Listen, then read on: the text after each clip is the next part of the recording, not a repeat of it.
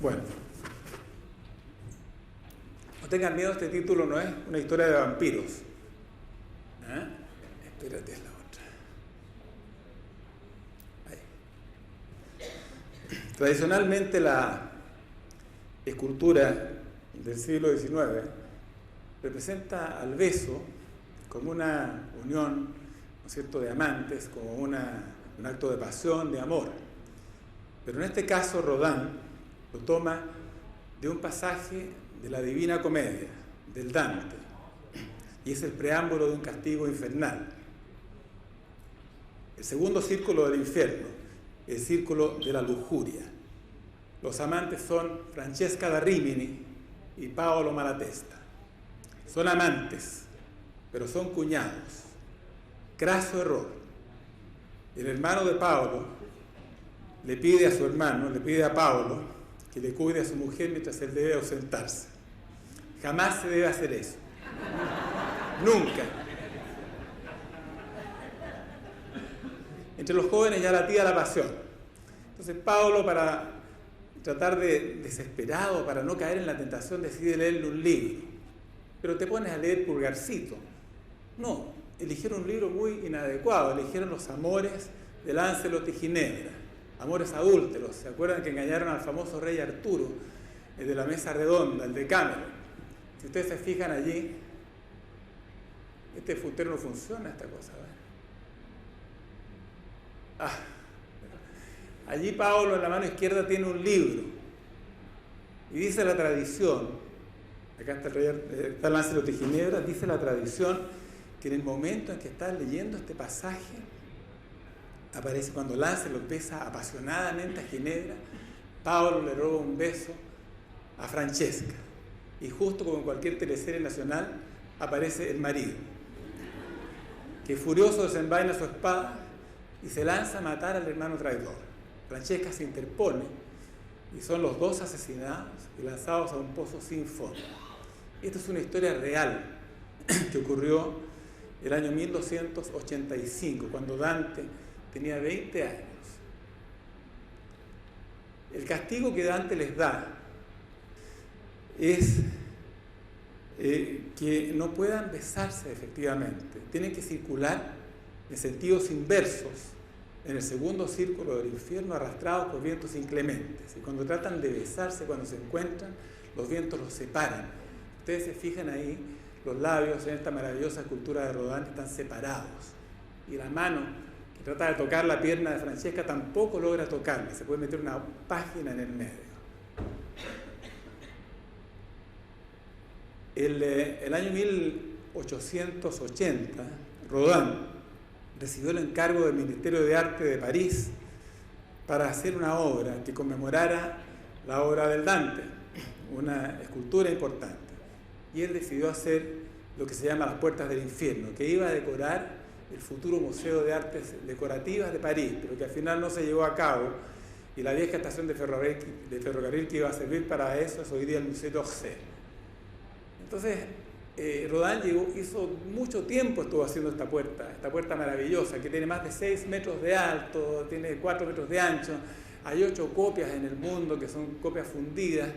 En México existe una fantástica, que es la última que se hizo, que es a la cera perdida, digamos, que logra acusar todos los mínimos detalles. La compró Slim, o sea, lo que el dinero sí puede comprar, compró la Puerta del Infierno. Y aquí Dante, que tenía muy alta idea de sí mismo, él se sentía heredero de la poesía florentina. Habían existido dos grandes poetas en Florencia. Uno era Guido Guinizelli y el otro Guido Cavalcanti, que era amigo de él. Y el Dante se sentía heredero de ellos dos y escribió en la Divina Comedia, dice: «Così ha tolto l'uno all'altro Guido la gloria de la lingua». Así ha quitado uno a otro Guido la gloria de la lengua. E forse è nato que al uno el altro caccerá del nido. Y así ha nacido quizás el que va a sacar a uno y a otro del nido. Y eso se sentía con la autoridad suficiente para crear, digamos, el infierno que creó y asignarle un castigo a cada uno de los personajes que había conocido durante su vida. Acá el Dante puso en la puerta del infierno a muchos personajes, entre los cuales están Francesca y Paolo, y también Dante, porque ustedes no saben por ahí, el pensador famoso de Rodin es la figura del Dante, y se llamaba antes el poeta que preside la puerta del infierno. El Dante era bastante oscuro de color y la gente decía que se había tostado en el infierno. Acá está efectivamente con algunos detalles de los personajes que conforman la puerta del infierno. Pero Rodin no fue el primero que rescató este episodio de la historia italiana. Hubo muchos pintores que habían tomado este episodio. Pero el Dante se impresionó muchísimo porque, como decía, él tenía 20 años y Francesca 25. Fue un episodio terrible y que produjo gran estupor en mucha gente en Italia. Acá está un cuadro también fantástico de Dante Gabriel Rossetti que ilustra lo mismo, y acá un cuadro de Jean-Auguste Dominique Ingres, que está acá al lado, donde aparece efectivamente el hermano que asesina a la pareja. Y este hermano era cojo de nacimiento, tenía una pierna más corta, y se llamaba Giovanni Malatesta. Giovanni Malatesta, o le decían Gianni Lescanciato. Gianni Lescanciato significa Juan el Cojo, y le habían puesto Gianciotto. Y Gianciotto hizo honor entonces a su nombre, y no hay cojo bueno. Ya saben. Aquí aparece el mismo Gianciotto. Este Gianciotto tenía un hermano menor que se llamaba Malatestino, le decían el del occhio, el del ojo porque tenía un solo ojo, que también estuvo involucrado en varios asesinatos, con lo cual se certifica el acierto de que no hay cojo ni tuerto bueno.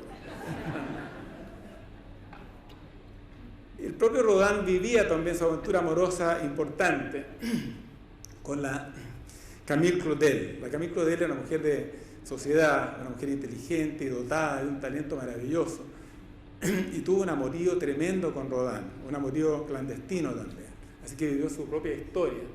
Ella desgraciadamente se descompensó en un momento determinado, ayudó mucho a hacer la puerta del infierno. Se dice que gran parte de las obras de Rodin le corresponden a la Camille Claudel, y la metieron en un manicomio, la familia la metió en un manicomio, y mientras Rodin, en un machismo descarado, digamos, gozaba del aplauso general, esta mujer pasó en el manicomio el resto de su vida, porque cuando se mejoró la dejaron dentro del matrimonio atrapada sin salida, el manicomio, perdón. Pero no todas las casadas infieles reciben castigos tan terribles. García Lorca castiga a su casada infiel solo con besos y arena. Recordemos. Y que yo me la llevé al río creyendo que era mozuela, pero tenía marido. Fue la noche de Santiago y casi por compromiso se apagaron los faroles y se encendieron los grillos. En las últimas esquinas toqué sus pechos dormidos y se me abrieron de pronto como ramos de jacintos. Sin luz de plata en sus copas, los árboles han crecido y un horizonte de perros ladra muy lejos del río. Pasaba las zarzamoras, los juncos y los espinos, bajo su mata de pelo hice un hoyo sobre el limo. Yo me quité la corbata, ella se quitó el vestido, yo el cinturón con revólver, ella sus 4 corpiños. Ni nardos ni caracolas tienen el cutis tan fino, ni los cristales con luna relumbran con ese brillo. Sus muslos se me escapaban como peces sorprendidos, la mitad llenos de lumbre, la mitad llenos de frío. Aquella noche corrí el mejor de los caminos, montado en potra de nácar sin bridas y sin estribos. No quiero decir por hombre las cosas que ella me dijo. La luz del entendimiento me hace ser muy comedido. Sucia de besos y arena, yo me la llevé del río. Con el aire se batían las espadas de los lirios. Me porté como quien soy, como un gitano legítimo. Le regalé un costurero grande, de raso pajizo, y no quise enamorarme, porque teniendo marido, me dijo que era mozuela cuando la llevaba al río. Como ven,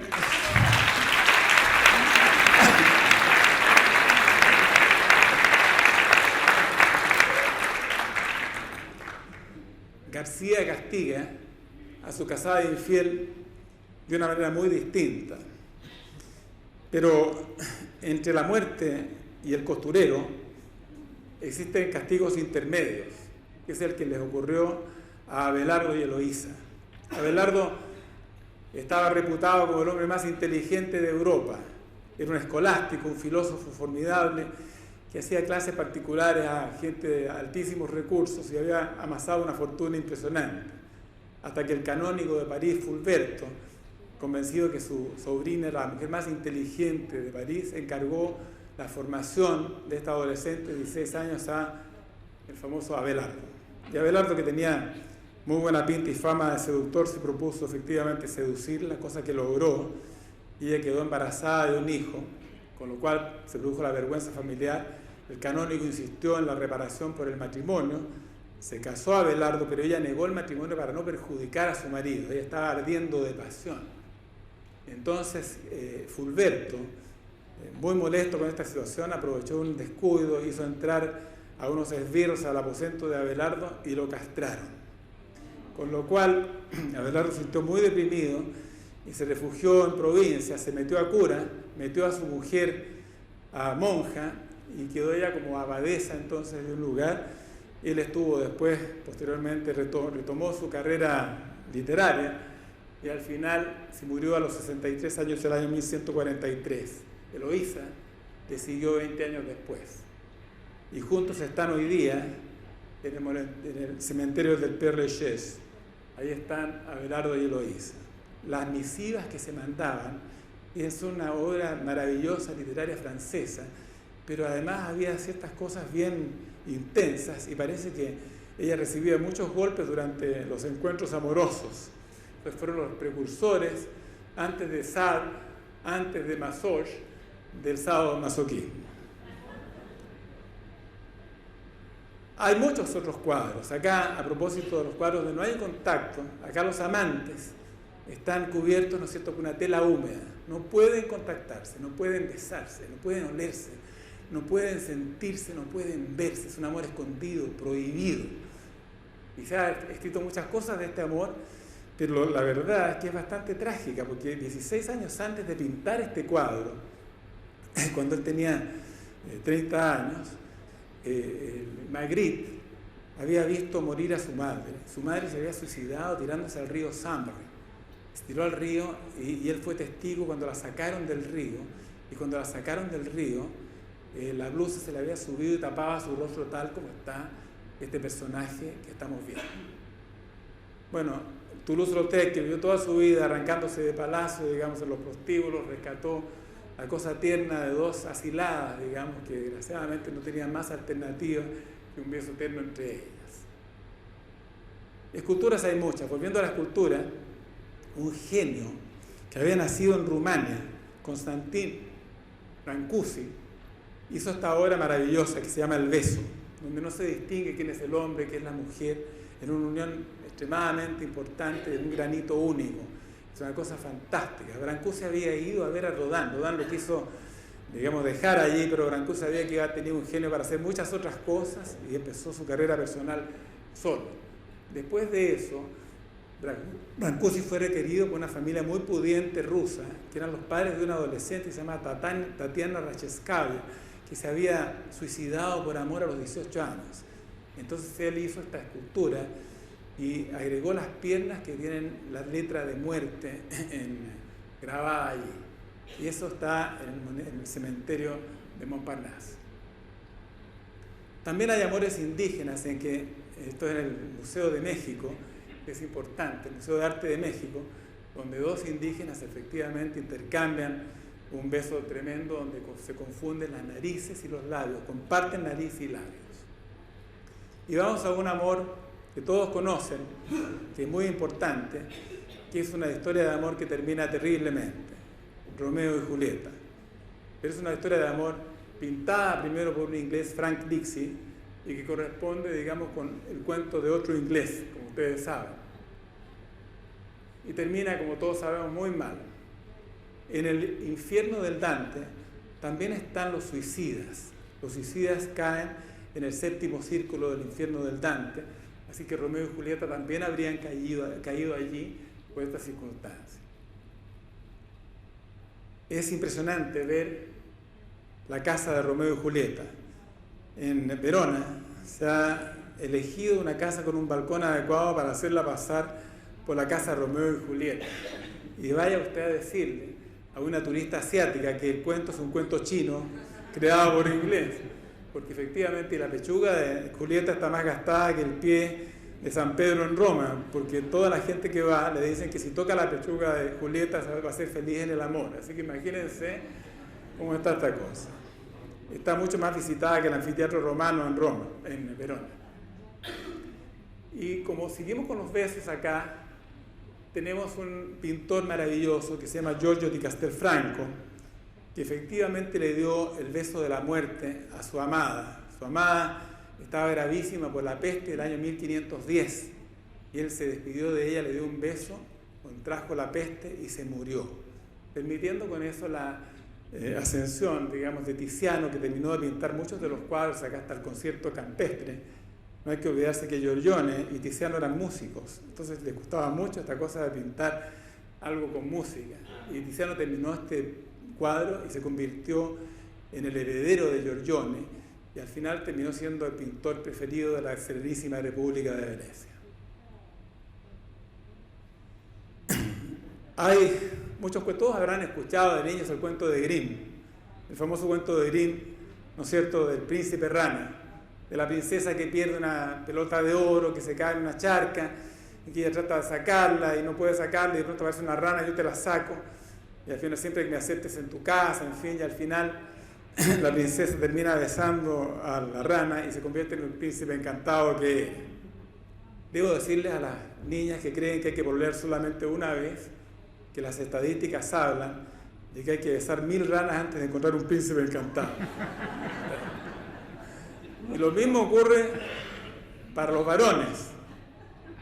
Y en ese contexto, Serrat nos cuenta una historia muy especial de un príncipe que era muy bueno al trago y que vivía en un palacio como el de Sisi y que era muy dado cuando tomaba 2 copas de más a romper maleficios a besos. Más de una vez había tenido problemas por estas circunstancias. Y una noche, borracho por el jardín, él vio una rana e inmediatamente la identificó como una princesa embrujada. Y rápidamente se acercó. Esta rana estaba preocupada de cazar insectos a su alrededor y estaba oyendo a un macho croar con la sangre alterada por la primavera. Y a traición, este monstruoso animal tomó a la rana y lentamente, a la luz de las estrellas, le acarició la papada y la besó.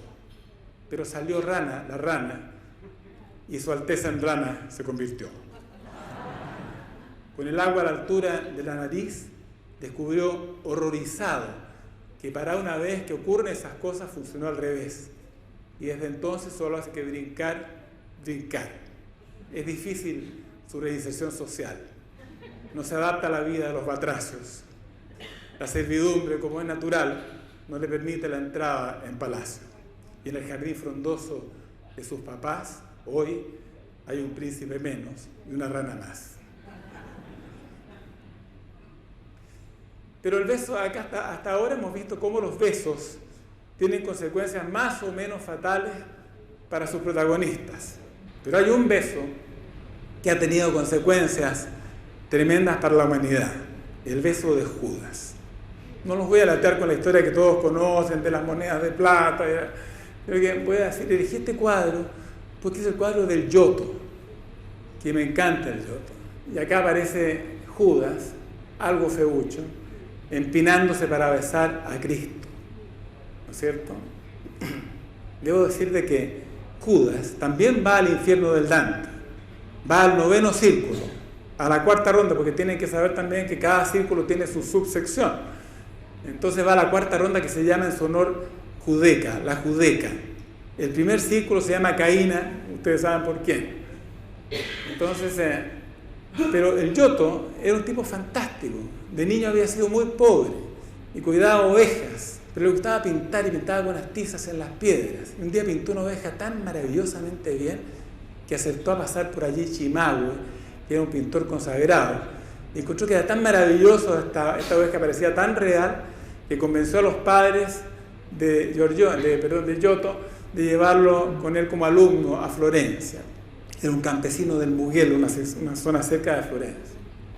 Y allí el Giotto hizo su carrera, era un tipo extraordinariamente simpático, era bromista, divertido, con mucho humor, y él un día pintó incluso una mosca en la nariz de un retrato que estaba pintando Cimabue y trató de apartarla muchas veces porque era tan real que no podía creerlo Cimabue. El Giotto, sin embargo, tenía una pequeña falla, era avaro. Había sido tan pobre de joven que había acumulado una gran cantidad de dinero, nunca había gastado nada y se murió muy, muy rico. Y también habría estado en el círculo del infierno, en el cuarto círculo, el círculo de los avaros. Pero como Dante era barrero, no lo puso en el círculo porque era muy su amigo y lo dejó libre. Debo decir que en el círculo de los avaros también está el círculo de los pródigos y que están condenados en el infierno a circular igual en sentidos contrarios, arrastrando un peso de oro tan importante como lo que guardaron o lo que gastaron en la vida. Y cuando se encuentran entre sí se lanzan improperios. ¿Por qué guardaste tanto? ¿Por qué gastaste tanto? Y nadie se escucha y siguen así. La iconografía ha ido poniendo cada vez más feo a Judas. Cada vez más feo, más torvo, más oscuro. En el caso de Jesucristo Superestrella se llegó al extremo de poner a Jesús rubio y a Judas negro, pero el negro se roba la película, canta maravillosamente bien. En todo caso, y si por todos hemos recibido muchos besos de Judas, y seguramente hemos dado algunos, en lo particular quiero advertir que los Judas no se ven como este. Las apariencias engañan, digamos. A simple vista, como dice Serrat, no se ve el charol de sus entrañas. Yo he recibido muchos besos de Judas, desgraciadamente los recibí casi todos juntos cuando me enfermé. Pero bueno. El beso de Judas tuvo consecuencias fatales para los judíos. Les dio mucha mala suerte. El año 66, 33 años después de la muerte de Cristo, estalló lo que se llama la Gran Revuelta Judía. La Gran Revuelta Judía tuvo como consecuencia una matanza horrorosa. Fue por unos problemas que tenían con los griegos, por tener que pagar dobles impuestos, se levantaron en armas y Nerón mandó a Vespasiano a pacificar Judea. Y el año 68 Nerón fue obligado a suicidarse. Después vinieron 3 emperadores, Galba, Otón, Vitelio, que también murieron a los 3 meses cada uno y nombraron entonces a Vespasiano, que volvió a Roma y dejó a su hijo Tito encargado de pacificar Judea. Y Tito fue responsable de matar a más de 1 millón de judíos. Y se esclavizaron muchos también. Entonces, más de 100.000 esclavos judíos. Esa es la responsable o la circunstancia responsable de la gran diáspora judía que se repartieron por distintas partes. Pero 66 años más tarde, el año 132, con Adriano, los judíos se habían logrado reconstituir en Jerusalén. Y Adriano, que era un descriteriado espantoso, que estaba muy triste por la muerte de su amante Antinoo, entonces decidió cambiarle el nombre a Jerusalén y ponerle a Aelia Capitolina, Aelia por su nombre, y Capitolina en honor a Zeus. Y él decidió entonces cambiarle el nombre, prohibió el Brit Milá, que es la circuncisión, muy sagrada para los judíos, y prohibió la celebración del Shabbat. Y los judíos se levantaron en armas. Y se produjo la rebelión que se llama la rebelión de Bar Kokhba, porque Simón Bar Kokhba la dirigió. Los judíos mataron a 2 legiones completas, más de 30.000 hombres, con lo que de alguna manera desataron la ira de Adriano. Y Adriano mandó muchas legiones que acabaron con los judíos. Quiso terminar con la etnia judía. Murieron más de 580.000 judíos esta vez y arrasaron 1.000 fortalezas, 1.000 aldeas. Entonces de allí los pocos que quedaron fueron derivados por el mundo en distintas partes. La historia de los judíos desde ese entonces fue bastante compleja, pero lograron poblar ciertos lugares en Europa. Y en España habían constituido un núcleo más o menos importante, más o menos intenso, y eran como 200 a 250.000 personas que vivían en el reinado de los reyes católicos. Pero ahí estaba Torquemada. Torquemada era el inquisidor general, que tenía antecedentes de judíos conversos, por lo tanto tenía que mostrar un celo particular para destruir a los judíos. Y los persiguió tremendamente. Y mataron a más de 10.000 judíos, 10.000 judíos quemados como herejes terribles en el reinado de los reyes católicos, lo que se considera la etapa negra, el lado oscuro del reinado de los reyes católicos. y después decidió que había que sacar a los judíos de España y los quería echar.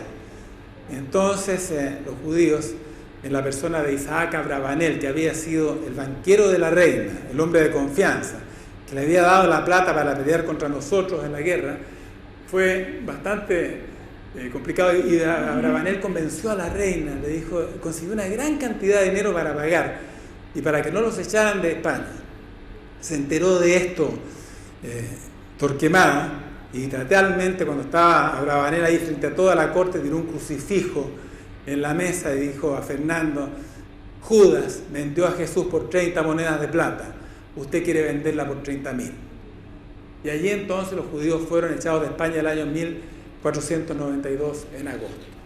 De allí las circunstancias no fueron mejores en otras partes, hasta llegar a esta etapa terrible y desgraciada de la historia de la tierra. Los mayores males, o los males que conocemos, o el mal se puede mover por orgullo, por envidia, por odio, por resentimiento, por muchas cosas, pero lo que hicieron los nazis no tiene calificación alguna. De hecho, Svetan Todorov, que es un búlgaro, un tipo extraordinariamente inteligente, en su libro Memoria del mal, tentación del bien, advierte que la dificultad de comprender los crímenes nazis nos hace tirarlos más allá de la línea. Es decir, eran monstruos o estaban locos. Y con eso tranquilizamos nuestras conciencias. Pero el problema es que no eran monstruos ni estaban locos. En ese momento, Eichmann, que había hecho carrera en la CSS con la planificación y organización en las grandes deportaciones de judíos a los campos de concentración, se escapó después que terminó la guerra, se refugió en la Argentina, fue secuestrado en la Argentina, llevado a Jerusalén y juzgado, donde fue encontrado culpable por 15 delitos contra el pueblo judío y condenado a muerte. Pero 6 psiquiatras que lo examinaron determinaron que Eichmann no era un caso de enajenación mental ni una alteración de la conciencia importante. O sea, no estaba ni loco ni era psicópata. Y lo que llamó la atención era que no sentía remordimiento por lo que había hecho. En ese entonces, el New Yorker comisionó a la Hannah Arendt, una mujer extraordinariamente brillante, inteligente, para que fuera a cubrir el juicio de Eichmann en Jerusalén, para informar a sus lectores cómo iba el curso del juicio.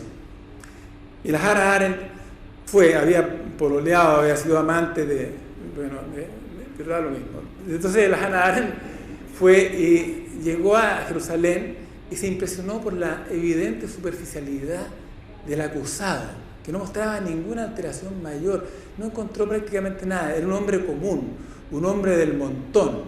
Él reconocía que había leído a Kant, que no estaba fuertemente ideologizado, que no era un fanático, que había seguido, y él había seguido simplemente órdenes, se había movido por el imperativo categórico, había seguido las órdenes y nada más, y no sentía culpa alguna por eso. Lo que Arendt descubrió en Eichmann fue que tenía una leve incapacidad de juicio, que tenía una dificultad en términos reflexivos, que era una tendencia a la irreflexión, y que era lo único que encontró, con lo cual ella proclamó lo que se llama la banalidad del mal, en el sentido de que acá no había una motivación particularmente perversa para, hacer lo que hizo. Los actos que había cometido eran objetivamente monstruosos, pero el responsable directo era una persona común y corriente.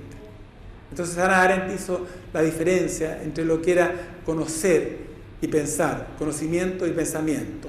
El conocimiento era acumular saberes, teorías, ideas, y ser capaces de realizar una serie de cosas técnicas con respecto a esto. Pero ella define el pensamiento como un diálogo continuo con nosotros mismos, un diálogo interior, un ponerse en el lugar del otro, en tener una amplitud de criterio importante. Y eso es lo que Eichmann no tenía. Después, en un libro posterior, Arendt hace la diferencia entre 3 grupos importantes. La diferencia entre conocimiento y pensamiento le permitía tratar de entender digamos, este nuevo tipo de criminal que estábamos viendo en cuanto colaborador activo en una política de asesinato masivo. Y no solo eso, sino que también comprender la participación en grados y formas diversas de gran parte de la población alemana en el mantenimiento del régimen nazi. Describió a tres tipos de personas. Una, los nihilistas, los fanáticos, los dogmáticos y la gente común. El nihilista habría llegado a la conclusión de que no existen valores definitivos. Al no haber valores unos mejores que otros, adopta los que le conviene. Y da lo mismo quien sea. Aquí abundan entonces los arribistas que están siempre pululando alrededor del poder, de cualquier poder. El dogmático, quizás huyendo de la ansiedad, de un escepticismo incapaz de dar respuestas a todas las preguntas, adopta un dogma rígido que le aporta seguridad. En ese contexto, fortalece su voluntad y su capacidad de acción en la persecución de un obsesivo ideal. A este grupo pertenecen los fanáticos, religiosos y políticos, siempre refractarios al diálogo que pueda cuestionar sus ideales. Y por último describió a la gente común, que es la gente, digamos, que sigue las buenas costumbres del lugar donde habita, sin cuestionarse. Arendt definió esta cosa en forma sumamente clara. El dogmático, ¿no es cierto?, puede cambiar fácilmente de dogma. Es sorprendente la cantidad de comunistas alemanes que contribuyeron a engrosar las filas del partido nazi en los años 20. El nihilista también puede cambiar fácilmente de valores. Es como decir, mire, yo tengo un set de principios intransables que han regido mi vida. Ahora, si a usted no le gusta, tengo este otro set de principios intransables con el cual podemos conversar. Y la gente común, que primero, digamos, perpleja frente a lo que está pasando, sigue las costumbres que le muestra el vecino, los que les dicta el Estado, lo que le transmite la propaganda a propósito de los diarios, de los cines, ahora de la televisión, lo que fuera. El problema es que tanto uno como otro han perdido el diálogo con la conciencia. Ya la conciencia es un ser extraño con el cual no se conversa, es una conciencia segregada. Y dado que juntos constituían más del 50% de la población alemana, constituye un hecho escandaloso e inquietante. Pero los nazis no son los únicos que descubrieron esto de las matanzas étnicas y colectivas. Solamente para mostrar algunos ejemplos, lo que pasa con el Imperio Otomano, que dominaba prácticamente toda Europa y toda Asia y toda África. En el curso de los acontecimientos, el año 1824, en Grecia, se produjo una revuelta tremenda y empezaron los turcos a matar griegos como locos. Acá están las matanzas de Quíos, que lo pintó Delacroix en un cuadro formidable y que permitió despertar las conciencias de Europa con el despertar, digamos, de estas circunstancias, y las potencias europeas le impusieron a Turquía la independencia de Grecia, que fue el año 1829. Pero el Imperio Otomano albergaba a mucha gente, albergaba a cristianos ortodoxos, albergaba a católicos armenios, judíos, en fin, pero todos tenían derechos distintos que los turcos otomanos. Y el hecho de que se independizara Grecia permitió que gran cantidad de los pueblos que habitaban los Balcanes empezaran a querer independizarse. Estos pueblos eslavos, porque tenían una lengua personal, tenían una religión particular y tenían una etnia distinta. Y casi todos eran eslavos.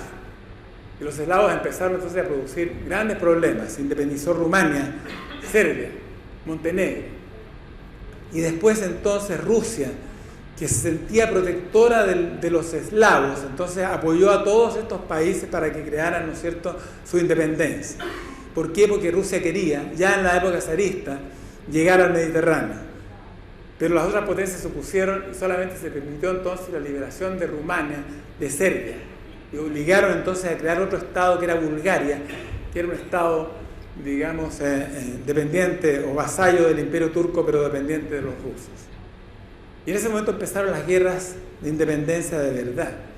Los serbios no querían ser más que serbios, los otomanos querían ser otomanos, y los bosnios querían ser otomanos, querían ser musulmanes, pero bosnios, ni eslavos, ni turcos, ni nada. Y esto terminó en unas guerras terribles de independencia que derivaron en una gran cantidad de migrantes que debieron salir de estas zonas, y empezó a producirse una invasión de los territorios del Imperio Turco en desmedro de los musulmanes. Entonces algunas comunidades cristianas reclamaron, como los armenios, y el sultán Abdul Hamid ordenó el asesinato masivo de los armenios. Murieron entre 200.000 y 300.000 armenios el año 1894-96. Si consideramos que la cantidad de armenios totales sea de 1.500.000, no es poco lo que es. El mundo miró escandalizado esto. El sultán, en lo que se llama la masacre hamidiana, fue caracterizado en todas partes de Europa como el sanguinario, ¿no es cierto?, carnicero de Turquía. Pero no pudo impedir entonces la independencia de estos países, y quedaba Macedonia. Los griegos empezaron a tener ganas de quedarse con Macedonia, también los búlgaros, también los serbios en la parte de Macedonia. Y las mismas guerras que habían estado contra el Imperio Otomano se trataron entre ellos. Los griegos reclamaban que Macedonia había sido, ¿no es cierto?, la patria de Filipo II, el tuerto maldito que aparece acá, y después de Alejandro el Magno, que de Magno no tiene nada. Los personajes eran terriblemente alcohólicos, tanto Filipo como Alejandro, digamos, habían incurrido en excesos permanentes. A Filipo le decían la esponja de Macedonia, y Alejandro no lo hacía mal. Incurrió en asesinatos terribles, mató a 2 de los amigos de su padre, absolutamente borracho. Y además de eso, digamos, hizo gala de una crueldad tremenda cuando estaba borracho. Había caído en una especie de vanidad delirante. Todo el mundo tenía que agacharse y tocar el suelo con la frente donde él pasaba, la prosquinesis, debían lanzarle pétalos y besos. Vamos a seguir con la...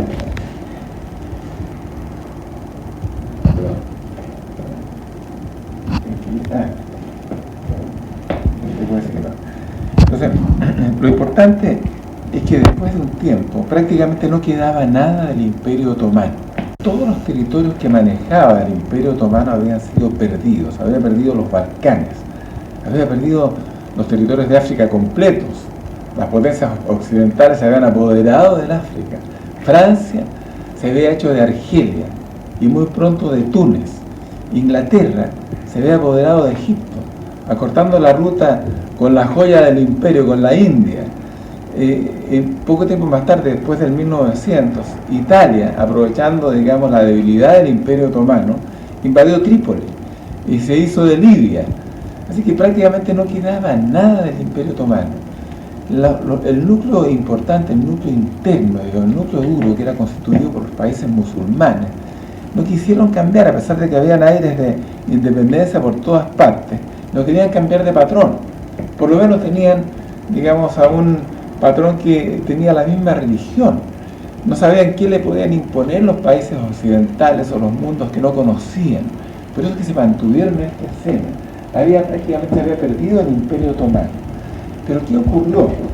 En ese momento, entonces los grandes desplazados, que eran los otomanos que vivían en los territorios conquistados por estos nuevos países, digamos, fueron desplazados hacia Turquía, hacia el Imperio Otomano. Y había ciertas comunidades que eran cristianas, por ejemplo los armenios que vivían en Anatolia, en el centro del imperio. La gran cantidad de migrantes musulmanes empezaron a desplazar a los cristianos, a los católicos. Y los armenios empezaron, por supuesto, a protestar, y se produjeron varias revueltas.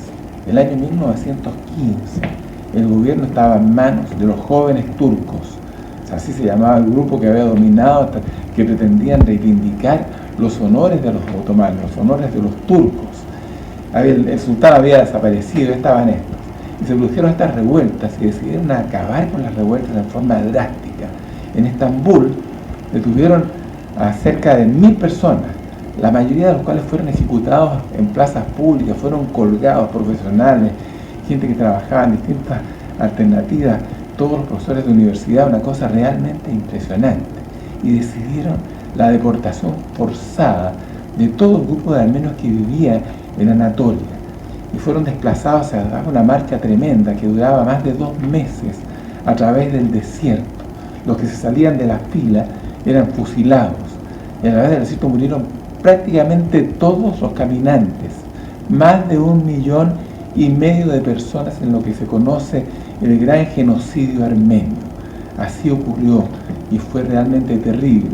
Las columnas se morían de hambre, se morían de sed, se morían de enfermedades, de frío a través del desierto. Había, como digo, gendarmes que eran otomanos que los cuidaban por fuera, y había bandas de asesinos que violaban, digamos, y asesinaban a los sobrevivientes.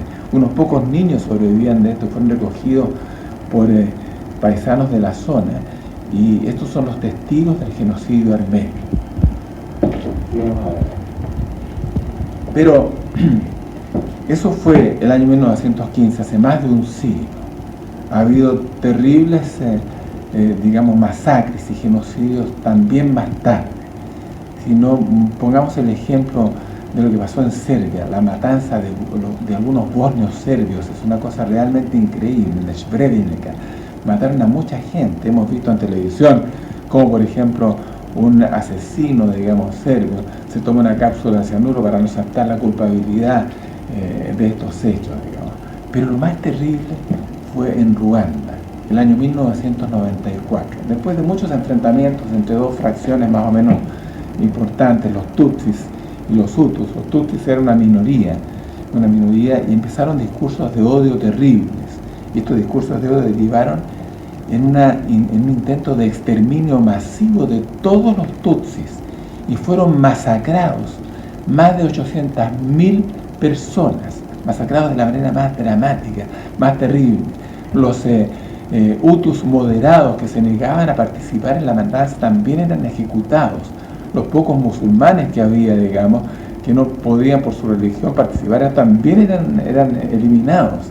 Había discursos de odio desde las iglesias, de todas partes, algunos curas que eran hutus, porque este era un país mayoritariamente católico, promulgaban entonces el exterminio de los tutsis. Había cosas terribles. Mi amiga, directora del Sename, mi amiga Susana, directora del Sename, se habría estremecido al conocer lo que pasaba. Algunos niños eran asesinados en frente de sus padres. Primero les cortaban las extremidades, les cortaban los genitales y los dejaban desangrarse, y luego mataban a los padres. Había personas que pagaban porque les dieran un tiro para morir en forma más o menos rápida. Una cosa realmente dramática y terrible. En esto me encontré con estas fotos que había de la película Odisea del Espacio 2001 de Stanley Kubrick, que se parece sospechosamente a la imagen ahí de este personaje con el machete. Y allí entonces uno piensa en la teoría que desde hace ya muchos años estaba presente en la historia de la humanidad. Los antropólogos que creían que el hombre o el ser humano venía o era descendiente de un mono asesino. Y se han visto varios elementos de juicio que permiten suponer esta teoría. Se encontraron restos de monos con cráneos masacrados, cráneos hundidos, por implementos bastante fuertes como huesos obtenidos de otros animales que habían sido blandidos por una especie de mono que aparecía también al lado de estos otros restos. Y esa especie de monos habría desaparecido justo antes de la aparición de los primeros homínidos. Y nosotros descendíamos entonces de estos monos asesinos. Pero no hay que recordar tantas historias ocurridas hace 20 años, hace más de 20 años, el asesinato de Ruanda, sino que veamos lo que está pasando hoy día. Hoy día también existe un exterminio, hoy día también existe un infierno en la tierra. El infierno que Dante imaginó solo como una leve ficción es real, está ocurriendo, ocurre hoy día, y ocurre en Siria, en los países palestinos. Es una cosa realmente dramática. Me duele Siria, me duele Palestina, me duele Gaza, me duele Sabra, Chatila, me duele Guta Oriental, y me duele profundamente porque, como diría Machado, yo soy como esas gentes que a mi tierra vinieron, soy de la raza mora, vieja amiga del sol, que todo lo ganaron y todo lo perdieron, tengo el alma de nardo del árabe español. Siria es hoy día un desastre tremendo. La pobreza estructural, la violencia institucional, la corrupción generalizada, la sensación de frustración absoluta de toda la gente. Es un país en el infierno. Es un país en el cual se han producido 600.000 muertes desde el inicio del conflicto hace 7 años atrás. Hay 6 millones de desplazados. Hay 6 millones de personas fuera de Siria. Vive un infierno. Y no va a caer el presidente Bashar al-Assad mientras tenga la tutela de Rusia. Porque los rusos, digamos, han protegido a Bashar al-Assad. Y lo han protegido por muchas razones.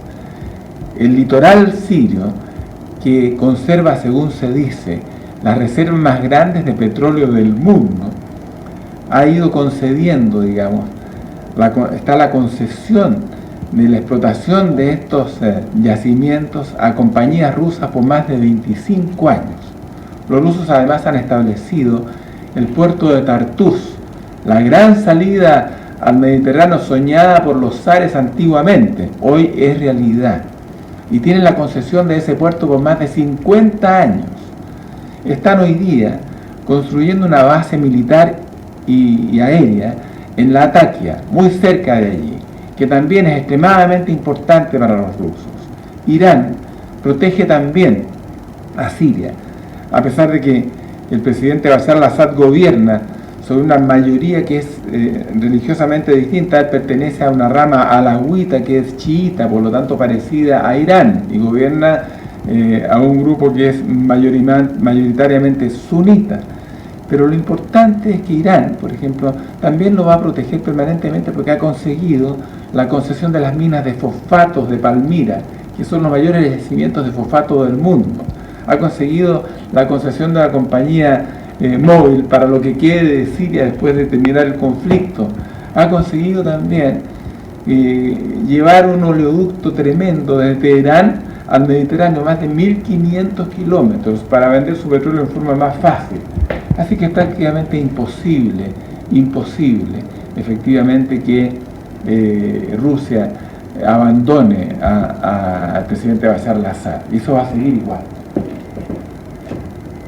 Ahora, en lo personal, digamos, yo quise llevar a todos mis hijos a Siria hace casi 20 años, digamos, para que conocieran su historia. Y llegamos a un pueblo muy especial. Ahí estoy con algunos de mis hijos, un personaje que dijo ser de la familia Yaluf. Entonces, ustedes ven que estoy bastante distinto a como soy hoy día, digamos. Una amiga de mi mujer, yo me puse bastante feo después de una enfermedad importante. Una amiga de mi mujer se encontró con ella y le dijo: pobre Claudio. Pobre Claudio, ¿por qué? Le dijo: porque con lo buen mozo que era, ¿cómo se debe sentir ahora? Y la Marisol, ni corta ni perezosa, le contestó: no creas tú, él tiene su príncipe interno. Y efectivamente vivió con el príncipe interno desde entonces. Pero no crean, en algunas circunstancias, cuando la Marisol me besa apasionadamente, yo sufro sorprendentes transformaciones desde sapo a casi un príncipe. En ese momento pasamos durante 4 horas por el pueblo, fue una vivencia muy impresionante. Yo, emocionado, le regalé mi Mont Blanc a una vieja que se parecía a mi abuela. Después se lo sacaron por otro lado, en fin, pero pasamos como 4 horas y casi todas las casas del pueblo, había como 500 casas. Esta casa es Yaluf, prácticamente la mitad de Yaluf, aunque había desaparecido el apellido. Fue muy emocionante y volvimos entonces después de 4 horas, porque se demoraba 4 horas también el viaje, a Alepo. Y llegamos a Alepo y, en fin, y a las 12 de la noche de ese día recibí una llamada muy curiosa, y de pronto una niña a través del teléfono me dijo: you were here in the afternoon, you were here, and we are all crying because those people you were here, they are not your family, we are your family, you have to come back because everybody is crying. ¿Quién eres tú?, decía yo. I am Maya, I am 15 years old, I am the only one that speaks English. But you have to come back because everybody wants to know you, because everybody is crying here. Yo le expliqué que era imposible, que me iba al día siguiente, y en fin. Pero curiosamente, a las 6 de la mañana del día siguiente, me llaman del lobby y que hay una delegación de personas. Se habían tomado un bus y llegaron 20 personas a verme al hotel. Los convidamos a un desayuno, vinieron todos mis hijos y me emocioné profundamente.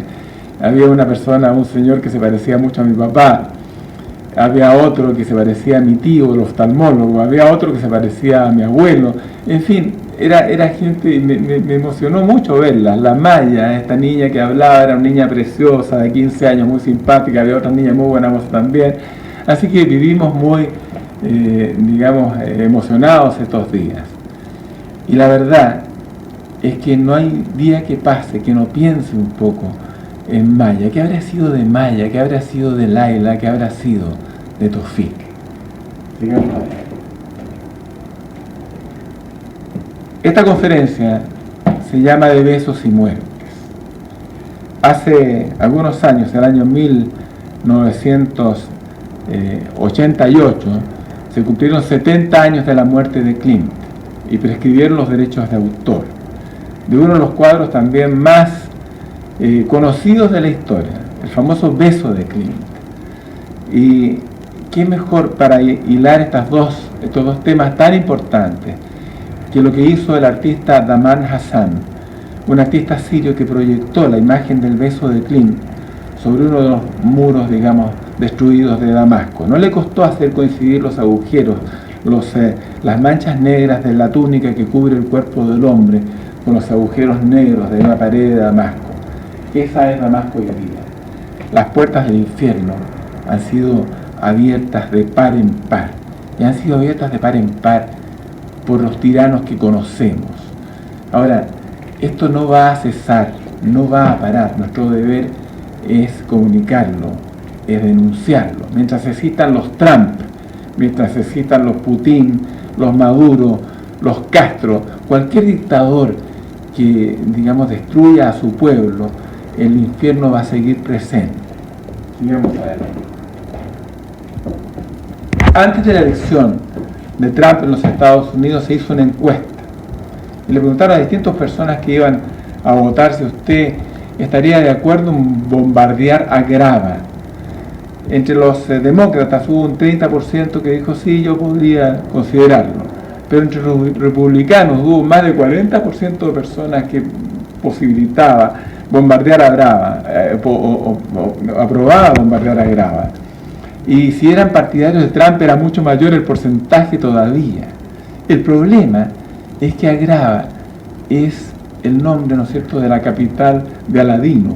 Es un nombre ficticio que solamente existe en la mente de Disney, pero sonaba ligeramente a una cosa arábica. Y eso es terrible, eso ocurre y ocurre hoy día, en este momento en Siria.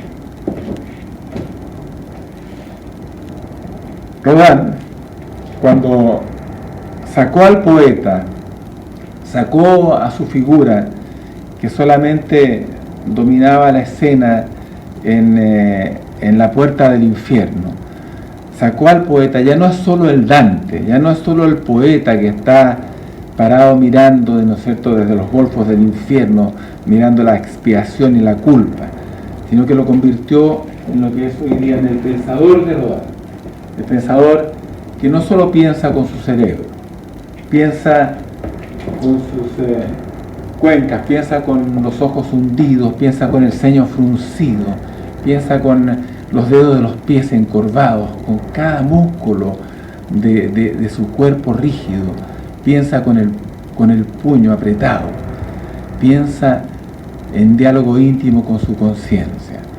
Y nosotros debemos también proceder como él. Gracias. Sigamos.